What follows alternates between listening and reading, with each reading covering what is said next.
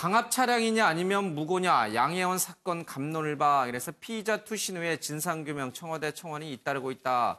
억울하다. 경찰도 언론도 모두 양혜원 씨 얘기만 듣는다라고 해서 이른바 양혜원 사건의 피의자로 경찰 조사를 받던 스튜디오 실장 A씨가 남양주에 있는 한 대교에서 투신을 했습니다. 아직까지 시신은 찾지 못했습니다만은 상황이 좀 복잡해져 가고 있습니다. 또 불붙은 여혐대 남연, 혐오 중독 대한민국이다라고 해서 이 정모 씨의 투신 이후 극단적 성대결이 전개되고 있습니다. 온라인상에서 정 씨가 억울한 죽음을 당했다는 주장이 계속 제기가 되고 있고요. 이에 반대해서 양혜원 씨가 오히려 피해자인데 왜 피해자에게 이런 책임을 넣느냐라는 또 반대 여론이 있습니다. 가만두면 수질 더러워진다. 건져서 조사해라. 죄 지르고 응애응애 한다. 제기해버리는 한남종특이라고 합니다. 한남층을 말하는 것 같습니다. 좋겠네 사람 죽이고 증거도 없어지고 돈은 내가 벌고 살인자 죄책감이라는 게 있을까 이런 얘기도 하고 있고요. 특히 이 양혜원 씨에 대한 지지 발언을 했던 영화배우 이수지 씨에 대해서도 당신이 얼마나 큰일을 저질렀는지 생각하라. 당신 때문에 무고한 사람이 죽었다 등의 발언까지 나오고 있습니다. 강신업 변호사님, 우리 사회에 지금 이 여혐대 남혐, 지난번 해화동 집회에서 계속 이제 얘기가 됐습니다만 양혜원 씨 사건의 피의자인 정모 씨의 투신 이후 더 불붙었어요. 자, 이것이 이렇게까지 인터넷에서 제기될 문제인지에 대해서 굉장히 놀랍습니다. 글쎄 말입니다. 지금 해화동 그 시위는 홍대 그 남성 모델 그 촬영 사건, 몰카 사건으로 촉발된 것인데요. 요거는 이제 양혜원 씨하고 지금 스튜디오 실장 정 씨라는 사람이죠. 그 사건인데 아마 이걸로 해가지고 해화동 그 시위가 더 번질 가능성도 있어 보입니다. 근데 어쨌든 걱정되는 건 뭐냐면 이것은 그 여혐 대 남혐 이렇게 갈 문제가 아니거든요. 그런데 그런 쪽으로 흘러가고 있는 거죠. 문제잖아요, 그렇죠? 예, 그렇죠. 법적으로 해결할 문제고 과연 누가 뭐 잘못이 있으면 그걸 실체를 밝혀가지고 거기에 따라서 처벌하고 문제를 해결하면 되는 것이지 전체적으로 이렇게 여론이라든지 내지는 하나의 파벌 싸움으로 갈 것이 아닌데 어쨌든 요새 이제 우리가 늘 인터넷 명예훼손죄라든지 또 인터넷 모욕죄 이런 얘기 많이 하지만 이 인터넷이 하나의 그 말의 공해 이런 어떤 그 장이 돼버렸어요. 그러면서 계속해서 논란이 불거지고 거기 논란에 불을 또 지피고 뭐 기름을 끼얹고 지금 그만 읽어주신 그런 말만 해도 사실은 이것이 인터넷이 아니라면 그런 공간이 아니라면 그 오프라인 공간에서는 정말 하기 어려운 말이거든요. 근데 이런 말들을 그냥 여과 없이 쏟아내고 그런 것들이 또 증폭되고 또 전파되고 회자된단 말이죠. 그래서 어쨌든 걱정이 크고요. 이번에 그 홍대 미대 그 크로키 누드 사건 그걸로 인해서 물론 여성 안모 씨가 이제 구속이 되고 재판을 받게 되면서 여성에 대해서 그 처벌이 더 강하고 수사가 더 심한 거 아니냐 이런 어떤 의심이 있지만 뭐 그런 것보다는 우리가 이제 수사기관에 맡겨가지고 또 이제 사법부에 맡겨서 판단을 받는 그런 성숙한 자세가 필요하다고 하겠습니다. 인터넷 모욕죄라든지 명예훼손죄가 한층 강화됐고 또 그렇게 가는 추세에 있다라고 여러 번 보도를 해드렸습니다만 그런 것과 아랑곳 없이 상대 진영, 이 진영이란 표현도 좀 이상해요. 이렇게 편을 갈라서 이렇게까지 서로에 대해서 막말을 하는 양상이 벌어지는 거 굉장히 좀 우려스럽습니다. 이상일 교수님, 그 양혜원 씨의 이 피의자 정모 씨가 투신한 이유가 무엇인지는 밝혀지지 않았어요. 평소 뭐 지인들한테는 언론이라든지 아니면 경찰도 모두 저쪽 피해 여성 쪽만 편들어준다 이렇게 하고 본인이 억울하다라고 주장했습니다만은 본인에게 불리한 진술들, 증인들이 계속 나오고 있는 상황이었잖아요. 네, 한 8명 정도 나온 거로 알고 있습니다. 그러니까 사실은 언론이나 또 경찰 수사를 하는 과정에서 그 자살한 그분의 그 입장이 제대로 전달 안 된 거는 틀림없어 보입니다. 진실이 뭔지는 아직은 모르겠고요. 확인이 돼야 되겠지만 그분이 그런 극단적인 선택을 했기 때문에 과연 진실이 가려질 수 있을지는 문제고요. 그런데 여기서 생각해야 할 지점이 말씀하셨지만 철저히 사실관계에 근거해서 자기의 의견을 냈으면 좋겠다. 그런데 어떤 예단을 해서 상대에 대한 어떤 적개심을 계속 소위 말해서 관전자들이 이렇게 내보내는 것은 옳지 않다. 그리고 태국의 저 휴먼 드라마에서 봤듯이 그 좀 상대를 그래도 배려하고 이런 어떤 입장이 좀 필요하고요. 예. 냉철하게 사실관계를 추구해서 그 관계에 바탕한 어떤 의견 제시를 해야 되는 예. 이런 문화가 형성이 됐으면 좋겠다. 그런데 이게 쉽지 않은 것 같아요. 비단 이 문제뿐 아니고 지금 다른 문제 가지고도 굉장히 소위 남염여염해서 충돌하고 있는데 이런 것들이 계속 증폭이 되는 건 좀 바람직스럽지 않고 걱정스럽다 이런 생각해 봅니다. 그러니까 이런 사건의 경우에는 시시비비를 경찰 조사, 검찰 또 재판을 통해 가지고 밝혀지면 되고 그것을 이제 주변 사람들은 관심 있게 지켜보면 되거든요. 근데 마치 자신이 재판관이 된 것처럼 이것이 사실이고 저쪽이 잘못하고 있다라고 완전히 선입견을 갖고선 확 매도하는 식의 반응이 나오거든요. 이게 왜 그런가요? 이게 다른 쪽에서 많이 스트레스를 받아서 그것을 이쪽으로 풀어내는 건가요? 그런 측면도 있다고 봅니다. 그러니까 일련의 최근의 갈등 구조를 보면 너무 성급하고 극단화되거든요. 그것은 방금 앵커가 얘기했듯이 예를 들면 제도권, 국회라든가 제도권이라든가 언론 이런 데서 소화를 못하는 측면이 있기 때문에 그같이 어떤 인터넷 웹상에서의 분출하는 부분도 있다고 보여집니다. 그리고 특히 또 하나 지적하고 싶은 것은 이 모든 게 상당히 사실관계에 근거해서 좀 차분하게 좀 기다려주고 정확한 것에 토대로 해서 기사도 마찬가지로 옮겨야 되는데 우리 일반적인 여론 재판이 굉장히 앞섭니다. 그리고 보도 자체도 일종의 마녀 사냥식의 보도가 많습니다. 그러니까 그런 것들이 물론 이 부분에 대해서 사실관계 진상이 어떻게 될지 모르겠습니다만 이같이 극단적인 선택을 하도록 사람들을 내모는 경향들이 비일비재하지 않습니까? 그러니까 그 같은 점들에 대해서 우리가 모두 한번 깊이 있게 좀 성찰해 볼 필요가 있는 것 같아요. 이거 경찰, 뭐 사법당국 아니겠습니까? 언론, 이게 모두 지적했듯이 왜 우리가 지금의 일련의 사회 현상 문제에 대해서 이렇게 극단으로 내몰게 하는지 이 부분에 대한 성찰들 이게 좀 필요하다고 보여집니다. 뭐 한남충, 페미, 나치 뭐 이런 식의 극단적인 용어들이 서로 나오고 있다는 거 글쎄요 이렇게 성숙하지 못한 사회였나 하는 그런 생각도 좀 들고요. 우리 아까 그 OECD 청년 고용률이 35개 국가 중에 30이라고 굉장히 낮고 우려를 했지만 사실은 이 우리나라 자살률이 OECD 가입 국가 중에 가장 높습니다. 그건 무슨 소리냐면 우리 사회의 어느덧 이 생명 경시 풍조가 일반화돼서 자기의 어떤 억울함을 법적으로 아니면 주어진 절차나 규정에 따라서 푼다기보다는 일시적으로 자기 생명을 던져버리는 이런 현상은 정말 우려가 되는 그런 상황인데요. 문제는 인터넷 상에서는 이런저런 감정 배출이라든가 이런 표현들이 너무나 자유롭게 오고 가고 있고 인터넷 상의 명예훼손 이런 제도를 법적으로 보강을 했지만 아직까지도 약하고 익명성이란 이유 때문에 이런 부분에 있어서 우리가 경각심을 갖고 좀 더 제도를 보강해야 된다 이런 생각입니다. 악성 댓글로 좀 양혜원 씨도 그렇고 아마 수지 씨도 굉장히 힘들어할 텐데 그런 부분을 좀 잘 이겨냈으면 좋겠습니다. 어쨌든 좀 성숙한 문화를 좀 보여줬으면 좋겠습니다. 갑질 폭행 이명희 씨 기소 의견으로 검찰 송치다라고 하는데 두 번의 구속영장이 모두 기각이 됐지만 기소 의견으로 경찰이 검찰에 좀 송치를 했습니다.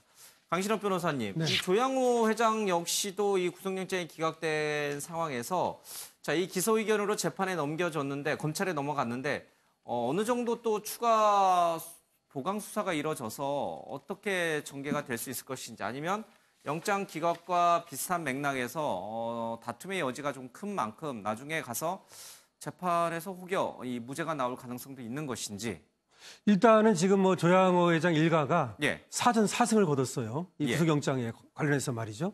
4번을 검찰에서 구속영장을 청구를 했는데 어쨌든 모두가 이제 기각이 됐죠. 이명희 씨 같은 경우는 말이죠. 일단 합의가 되고 그다음에 피해자라고 하는 사람들이 진술을 거부하고 이래가지고 검찰에서 다시 구속영장을 청구하는 것을 검토해 보았으나 그것이 이제 여의치 않았다는 것입니다. 그렇기 때문에 아마 지금 특수폭행이라든지 상습폭행 같은 것이 인정이 되기 좀 어려울 것으로 보이거든요. 그럼 단순폭행이 되면 이거는 이제 결국 반의사 불벌죄이기 때문에 합의가 되면 처벌할 수 없거든요. 이런 측면에서 본다면 이명희 씨는 재판에 가더라도 일단 유리한 고지를 점했다 이렇게 볼 수 있겠습니다. 그럼 뭔가요? 그냥 사회적, 도덕적으로, 윤리적으로 이 재벌 총수 일가에 대한 그냥 비난 정도에 그치는 건가요? 그러니까 형사적 처벌은 어려운 건가요? 그러니까 그동안 뭐 여혐, 남혐 얘기도 했습니다만 너무 이렇게 들끓었던 건가요?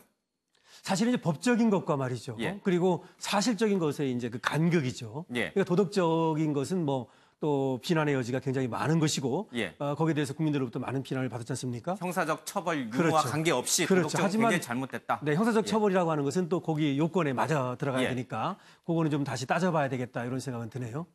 결국 법이 현실을 반영하지 못하고 있는 거네요. 아니면 현실과 법이 현실이 너무 이게 과도하게 부풀려져 있거나. 예. 예, 그렇습니다. 그럼 아까 얘기했던 스튜디오 실장 정씨 같은 경우 잠깐 예. 제가 덧붙이면 사실은 무기평등의 원칙이 지켜져야 되는데요.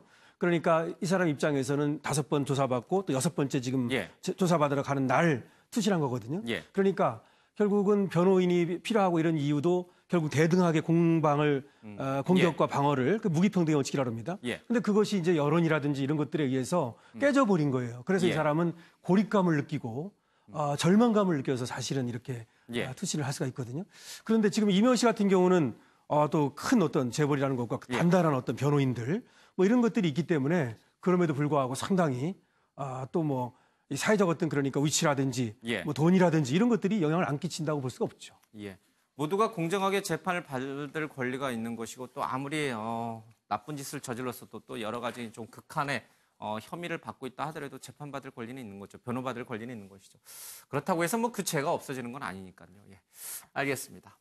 자, 면허 규정 5차례 바뀌어 국토부도 헷갈린다라고 하는데 이상일 교수님, 네. 지금 이 대한항공에 이어서 아시아나항공에서도 외국인 임원이 등기이사 또는 사회이사로 등록한 게 적발이 됐어요. 네. 자, 이것을 관리 감독하는 국토교통부 원칙상으로 보면 면허 취소 해당 사유에 속하는데 면허 취소를 안 시켰어요. 네. 이유를 알고 봤더니 자꾸 이 법이 바뀌어요. 어떨 때는 취소가 필수다라고 하고 어떨 때는 임의적인 것이다라고 하고 있고 왔다 갔다 하는 법령 때문에 국토교통부도 이것을 취소시켜야 되는 건지 말아야 되는 건지 아마 헷갈린 것 같긴 합니다.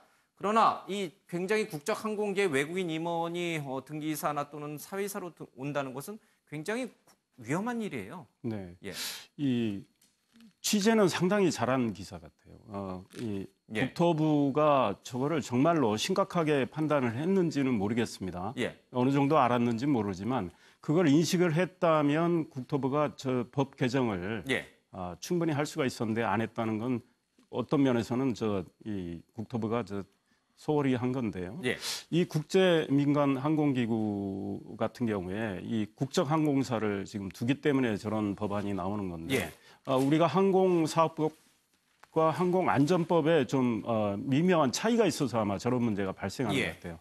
항공사업법은 그 임원이 한 명이라도 있으면 안 되는 것처럼 취소할 예. 수 있는 것처럼 돼 있는데 항공안전법은 그 법인의 대표이사가 외국인이 아니면 되고 또 임원의 이 이사의 예. 2분의 1 이상이 외국인이 아니면 예. 또 무방한 것처럼 돼 있는 문제 이런 것들이 있어서 국토부도 어느 정도 저거를 적당히 해서 넘어간 것 같은데 예. 이 양법의 어떤 일치를 해야 되고요. 규정을 명확히 해야 되겠다. 그런 생각이 들고 이거는 빨리 그 입법의 문제를 정부가 주도적으로 나서서 국회에서 해결해야 되겠다 이런 생각이 듭니다. 예. 이게 사실 법률적인 해석의 문제고 법령이 자주 바뀌는 데서 따른 혼선이라고 한다면 뭐 그 부분은 그 부분대로 좀 잘못을 지적해야겠습니다만 혹시나 우리가 우려하는 것처럼 뭐 칼피아라는 얘기도 있습니다만 이 국적항공사와 이 국토부 관료들 간의 이 끈끈한 그 마피아적인 유대 관계 이것이 혹시나 이런 어떤 솜방망이 처벌의 주요 원인이다라고 한다면 이것은 다시 한번 굉장히 심각하게 제가 보기에 이건 국토부로서는 할 말이 없다고 보여집니다. 그러니까 예. 이 기간상한업 보호에서 이걸 도입했다고 하는데 그러면 명시가 돼 있지 않습니까? 그러니까 예를 들면 취소가 필수 가능이든 어떻든 간에 하면 안 된다는 걸 명시를 해놨으면 그것을 적발했으면 그에 대한 행정처분을 내려야 되는 것이죠. 근데 그거를 뭐 예를 들면 어떤 그 항공사에 따라서 차별적인 대응을 한다든가 또 알고도 그냥 넘어간다든가. 아니 그렇다면 이 규제를 굳이 내버려둘 이유가 없는 것이죠. 그러니까 이게 규제의 문제를 앞서도 제기했습니다만 이게 정말 국가와 어떤 뭐 국민 그다음에 그 산업 보호를 위한 것인지 아니면 해당 공무원들의 갑질을 위한 것인지 이게 극명하게 저는 드러난다고 보여집니다. 예. 그렇게 명시를 해놓고 그렇게 규제 조항을 만들었으면 거기에 따라서 적발을 했으면 처분을 내려야지. 그걸 안 하고 그냥 유야무야하고 또는 항공사에 대해서 차별적으로 간다? 그걸 어떻게 설명하겠습니까? 예. 그런 것들은 그렇다면 그렇게 굳이 필요 없으면 규제를 아예 없애버리든가 아니면 있으면 정확히 적용을 하든가. 사실 국민들이 모두가 분노하는 것도 바로 그런 것이 일련의 과정. 우리나라가 법이 뭐 미비하거나 없는 것보다는 굉장히 제대로 적용을 안 되는 부분들이 너무 많죠. 차별적인 적용이라든가 이런 부분들에 대해서 많은 분들이 분노하고 있는 것이죠. 사실은 적폐라는 문제는 그런 것들을 없애는 게 적폐청산이라고 저는 보여집니다. 예, 마지막 남은 적폐청산의 대상이 될 수도 있겠군요. 예. 그 면허규정 5차례 바뀌어 국토부도 헷갈려 이 제목을 보면 취재는 잘했지만 상당히 국토부 입장에서 이 보도를 한 것으로 저는 보이거든요. 왜냐하면 이 규정을 바꾸고 이럴 때는 반드시 국토부의 의견이나 주장을 들어서 그렇게 해서 반영하기 때문에 이걸 헷갈렸다는 것은 그야말로 이 지휘 감독권을 국토부가 갖고 있었는데 법과 규정에 따라서 지휘 감독을 하는데 그런 부분이 헷갈렸다는 것은 그야말로 직무유기나 직무방기가 되는 것이죠. 그래서 변명의 여지가 없는 것이죠. 담당 과장과 국장 또 실장 또 장차관이 바뀌면은 규정도 같이 바뀌는 어처구니없는 일들이 계속 반복되면서 정작 무엇이 옳은지에 대한 판단을 제대로 못한 국토부. 예, 뭐 변명의 여지가 없는 것 같습니다. 자, 법 앞에 용서 못 받는 남편 죽인 아내, 참다 못해 상습폭력 남편 살해, 정당방 인정 한 건도 없었다라는 얘기를 좀 하고 있습니다. 강신업 변호사님, 뭐 수십 년 폭력에 시달리다 끔찍한 선택을 한 여성 10명 중 4명꼴이 정당방위를 주장하지만 법원은 인정 않고 대부분 징역형을 선고하고 있습니다. 이유는 뭘까요? 저거는 굉장히 그 법 철학적인 문제고요. 2000년 동안 또 2500년 동안 형법이 또 어떤 시행되어 오면서 계속해서 논란이 있는 것입니다. 정당방위라고 하는 건 뭐냐면 이제 위법성 조각 사유라고 합니다. 그러니까 이제 살인이라는 걸 했어요. 그럼 구성 요건이라 그러는데 그러면 이제 처벌의 이제 조건이 갖춰진 거죠. 그 다음에 이제 위법성이라는 걸 따지거든요. 그래서 위법성이 없으면 처벌하지 않는다라고 하는 것인데요. 그거 하나가 이제 정당방위입니다. 근데 정당방위는 이제 현재의 부당한 침해가 있어야 돼요. 현재의 침해, 과거의 침해는 안 됩니다. 그리고 부당한 침해해야 되고 급박한 침해해야 돼요. 그리고 또 사람을 또 죽이려면 그만큼의 내가 죽을 만큼의 위험이 있어야 되는 것이고요. 근데 여러 가지 조건이 까다롭습니다. 근데 우리나라는 그 까다로운 조건을 그대로 적용을 하는 겁니다. 그러니까 법대로 그대로 적용을 하는 것이죠. 근데 다른 나라들은 선진국들은 이제 그거를 완화해 가지고 현재의 침해뿐만 아니라 과거의 침해라 하더라도 그것이 현재까지 어떤 상당한 영향력을 끼친다든지 스트레스 같은 거 또 외상후 그 스트레스성 장애 이런 거 있지 않습니까? 그런 식으로 이걸 완화시켰어요. 그런데 우리는 아직까지도 그 부분에 대해서는 엄격하게 적용을 하고 있는 것이죠. 그다음에 이제 가정에서의 지금 폭력을 물으셨는데 우리는 아직까지도 그 가정 폭력에 대한 민감성이 적은 겁니다. 그러니까 외국에서는 뺨 한 대만 때려도 이것을 폭력으로 생각하고 또 경찰이 출동하고 이런 것들이 잘 돼 있는데 우리는 뭐 거의 죽는다고 그래도 거의 맞아가지고 뭐 뼈가 부러져도 정말 또 그 다음 날 또 괜찮다고 그러면은 또 그냥 돌려보내고 이런 식으로. 그 두 가지죠. 하나는 그러니까 우리가 법을 너무 엄격하게 적용하는 거 하나 있고 두 번째는 성민감성이라든지 가정 폭력에 대한 민감성이 낮다. 이렇게 말씀드릴 수 있죠. 정당방위 요건은 위협의 긴급성, 방어의 정당성, 행위의 타당성을 모두 따져보는데 우리나라는 너무 엄격하게 규정들을 적용하고 있다. 앞서 국토부 얘기 잠깐 했습니다만 엄격하게 적용해야 될 곳에서는 적용하지 않고 엉뚱한 곳에서 엄격하게 적용하는 우리나라의 법과 제도의 문제점이 좀 여기서 드러나는군요. 알겠습니다. 자, 개돼지 발언 나향욱 전 교육부 기획관이 징계 완화에도 또 이의 제기를 했다라는 이야기를 했습니다. 파면됐다가 이 불복 절차를 거쳐서 강등으로 징계 수위가 낮아진 나향욱 전 교육부 정책기획관이 또다시 강등 조치도 과하다라고 하면서 이의를 좀 제기를 좀 했습니다. 관가에서는 나적 기획관의 이 소청 투쟁에 대해서 공직복귀와 명예회복에 대한 강한 의지를 내비친 것이다라는 해석이 좀 나오고 있습니다. 자, 술자리에서 기자들에게 국민을 개돼지로 표현을 했다. 이것이 파면 정도까지는 아니다라고 해서 강등이 됐는데 나는 그것도 못 받아들이겠다. 나 다시 원상으로 복직시켜달라. 정의위 의원님. 이것도 앞서 잠깐 이제 뭐 이 대한항공 사태도 마찬가지고 또 앞서 이제 여혐 남혐 얘기도 마찬가지인데 여론은 굉장히 들불처럼 이렇게 활활 타올랐다가 막상 결과를 보면은 그렇지 않은 상황들이 많이 발생을 하는데 나향욱 전 기획관의 이 개돼지 발언 정말 국민이 용납하기 어려운 발언이었거든요. 당시 국민들의 상당히 분노를 자아낸 것이죠. 그리고 나경원 기획관도 잘못했다고 고개를 숙였던 사안이고. 근데 그 이제 징계가 과연 과한 것이냐 이 문제에 대해서 문제를 제기하면서 행정 절차를 밟고 있는 것인데 어떤 소청심사위의 일단 결정은 지난번에 징계를 좀 낮췄단 말이죠. 그래서 추가적인 문제 제기를 한다는데 그 내용은 정확히 모르겠습니다. 그러니까 뭐 정말 지나치게 그렇게 판결을 내린 것인지 어쩐지 모르겠습니다만 그러나 한편에서 뭐 또 문제 제기를 할 수 있는 것은 소청심사에도 그렇고 교육부도 그렇고 같은 공무원들이다 보니까 이게 좀 지나치게 관대하게 입장을 취하는 것 아니냐 이런 지적은 나올 수가 있는 것이죠. 결과는 어떻게 될지 두고 봐야겠습니다만 그 같은 점에서 국민들 일각에서는 또 불편한 시선으로 보는 측면이 있습니다. 국민적 여론과 관계없이 엄정한 절차를 거쳐서 만약에 뭐 파면이 과했다면 과했다 또는 복직은 복직이다 이렇게 판단하는 것은 그만큼 또 우리 사회가 좀 한 단계 앞으로 나아가고 있다는 반증이기도 합니다만은 국민이 이것을 어떻게 수용할 수 있을 것인지 그 부분이 조금 걱정이 되네요. 그렇죠. 그러니까 이 본인 입장에서는 이 강등도 좀 과하다고 생각을 해서 보다 낮은 징계를 받든지 아니면 뭐 그것도 모면하려고 뭐 충분히 할 수 있다고 봅니다. 개인적으로는 할 수 있죠. 강등도 상당히 중징계이기 때문에 강등이 이 기록이 남으면 공직사회 생활을 하면서 뭐 5점이 또 남는 거죠. 이미 그 발언으로 큰 5점을 남겼지만 그리고 아마 앞으로 보다 진급하거나 할 때 굉장히 여러 가지 어려움이 있죠. 그렇기 때문에 본인으로서는 최선을 다해서 본인 구제를 하려고 하는 건데 이 국민의 입장에서는 이게 또 주시할 수밖에 없는 거죠. 당시 그 굉장히 파장이 컸던 발언이었고, 근데 그때는 사실 또 여론몰이 측면은 없지 않았습니다. 그렇기 때문에 결국은 법원에서 1, 2심에서 그 파면은 부당하다는 게 그 판결이 났고, 교육부가 또 대법까지 가는 걸 포기를 했고요. 그래서 앞으로 어떤 절차를 통해서 이분이 어떤 정도의 구제를 받을지는 지켜봐야 되겠지만 본인이 문제를 야기했던 그 발언의 그 문제성은 그대로 남아 있는 거죠. 물론 그 발언 내용에 대해서 본인이 설명하는 건 보도된 거하고는 좀 더 다른 측면이 있어요. 그러나 이 본인의 어떤 인식의 일단에서 그 보도된 내용처럼 그런 말을 했다는 건 상당히 문제이기 때문에 국민은 여전히 불편할 수밖에 없죠. 알겠습니다. 자, 이학수 전 삼성그룹 부회장의 자수서가 법정에서 공개가 됐는데요. 삼성이 과거 이건희 회장의 사면을 기대하고 이명박 전 대통령 측의 자동차 부품업체인 다스의 미국 소송 비용을 대신 내줬다라는 발언입니다.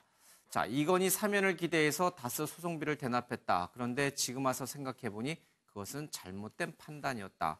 이명박 전 대통령 측에서는 절대 이 다스와 관련된 소송비를 우리가 요구해서 받은 게 아니다라고 주장을 하고 있습니다만은 준 쪽에서 그런 정치적 거래, 사면 거래를 위해서 줬다라는 얘기를 좀 꺼냈습니다. 강 변호사님, 이게 이명박 전 대통령에게는 어떻게 적용이 될 수 있는 건가요? 뇌물이 될 수 있는 건가요? 이것도 이제 사실관계와 현실과 법의 이제 그 괴리가 또 발생할 가능성이 있는 것인데요. 뭐냐면은 어쨌든 뭐 이건희 회장 측에서 이건희 회장한테 보고했다는 거 아닙니까? 그 이학수 부회장이 말이죠. 그거는 뭐 분명히 그 사면을 염두에 두고 준 거죠. 그런데 이제 이명박 측에서는 뭐라고 말하냐면 나는 그런 거 뭐 알지도 못했고 또 사실은 이학수 부회장을 만나지도 않았다고 얘기했거든요. 저번에 어떤 얘기를 했냐면 이런 얘기를 했습니다. 이건희 회장이라면 모를까 이학수가 나한테 와서 독대를 할 수 있는 형편이 아니다. 뭐 이런 얘기까지 하고 있어요. 그렇죠. 완전히 사실관계가 다릅니다. 이 정도 사실관계가 다르다면 주고받은 이유도 완전히 서로 다르게 말하기 때문에 결과적으로 이학수 부회장의 얘기만 가지고 이 유무죄를 따지기는 어려울 것이고요. 다른 어떤 서면 증거라든가 내지는 뭐 진술 증거가 그걸 부합하는 증거들이 나와야 될 것인데 이명박 전 대통령까지 뇌물죄를 적용할 수 있을지는 좀 이것은 아주 그 재판정에서 크게 어떤 다툼의 소지가 있는 그런 부분입니다. 지금 이명박 전 대통령의 건강이 매우 좋지 않다라는 얘기들이 언론에 간혹 나와요. 이게 소송 차에서 내릴 때 항상 이제 벽을 짚고 걸어가는 모습도 이제 사진이 좀 공개가 되고 있고요. 그러나 여론은 썩 우호적이지 않은 것 같습니다. 뭐 잠시 뒤에 조금 더 다루겠습니다만 뭐 기무사 얘기도 좀 나오고 있고요. 물론 이제 박근혜 정부 때 일이긴 합니다만 여러 가지 여론은 썩 좋지 못한 것 같아요.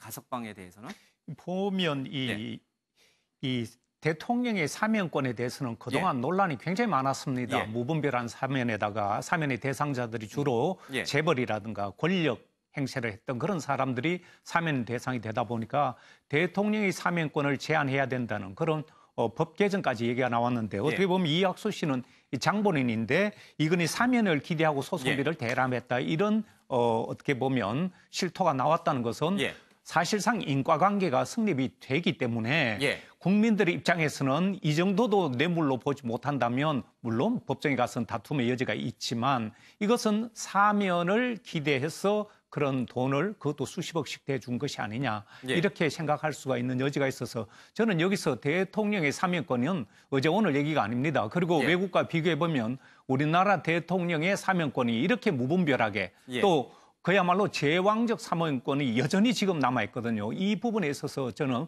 법적으로 개정해야 된다고 보는 거죠. 알겠습니다. 조금 상황을 더 지켜보겠습니다. 자, 드루킹 특검 휴대폰 21개 다량의 유심 칩을 발견했다라고 하는데 어제 검찰이 드루킹에 대해서 징역 2년 6개월의 구형을 좀 해달라라고 재판부에 요청을 했죠. 자, 이 경찰은 발견하지 못했던 휴대폰 21개와 유심 칩들을 이 특검이 좀 발견을 했습니다. 경찰의 부실 수사 논란이 다시 또 있을 수 있는 대목이기도 합니다. 어떤 내용들이 담겼는지는 결과가 나오면 조금 더 살펴보도록 하겠습니다.